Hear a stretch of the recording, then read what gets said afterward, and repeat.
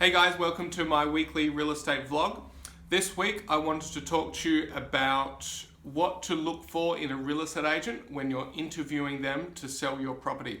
So I've jotted down a few things to cover off on. So number one is I would be looking at their professionalism. So I would look at how they're dressed, whether they've combed their hair, whether they're shaved, whether their shoes are shiny, and just their presentation in general.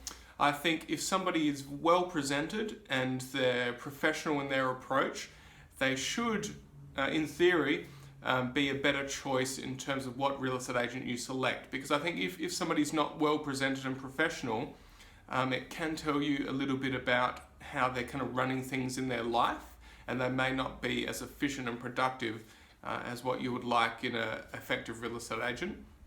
I would also look at all their marketing, whether it's all professionally prepared and presented, or whether they're dropping off information prior to the meeting with you, and their emails they send you, everything, the whole package really I think should be professional and very well presented, and I think that really just tells you a lot about how they operate as a business. The next thing I'd look at is when you're interviewing the agent, what kind of plan they have to get your property sold. So what I mean by that is like what kind of methods they're suggesting for you, what they're doing before they're putting the house on the market, so what preparation are they doing, and also what they're doing for you when your property's on the market. So what kind of plan are they going through with you throughout the whole process of selling your property. I think they should provide you with reports, and constant communication and stuff like that, because I think if they can present to you a plan on how they're going to sell your property, I think that really just gives you a great understanding of they've got the process in getting your home sold down pat, rather than somebody who's just coming in and saying, oh, I can get you this much and it's going to cost you this. There's no real plan of attack, so I think that's really important in my opinion. I think the third thing you should really look for is how they're going to negotiate a sale.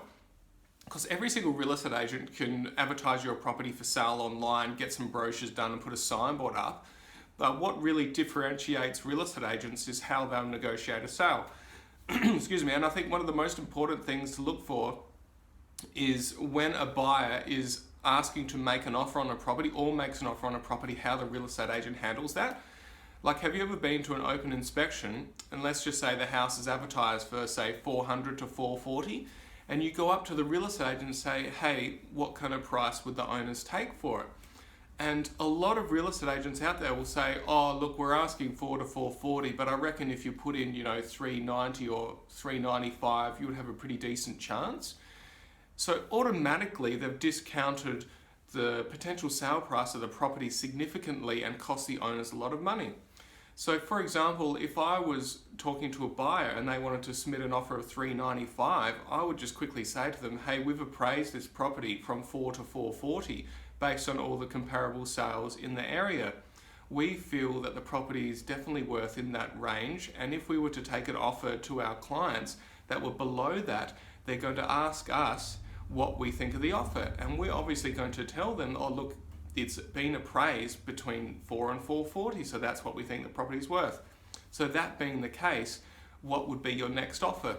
So just a simple question like that can make a massive difference on how that buyer is going to deal with the negotiation and the sale.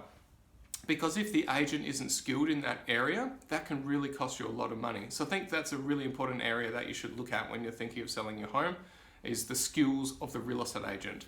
And I think the last point, which you may or may not have in terms of contact with a real estate agent, is pretty important. So for example, if a real estate agent has been in constant contact with you and providing you with informative information over a long period of time on a consistent basis, I think that's really important, because I think that just shows you what kind of person they are and how structured they are in their approach and how enthusiastic they are. Because I think if somebody contacts you once or twice and they give up, that tells you a lot about their personality. But if they've been in contact with you for a long period of time, it just shows they've got enthusiasm, they're persistent, and I think they're keen to do business with you. So I think that quality in a salesperson is very important when you're looking to employ them.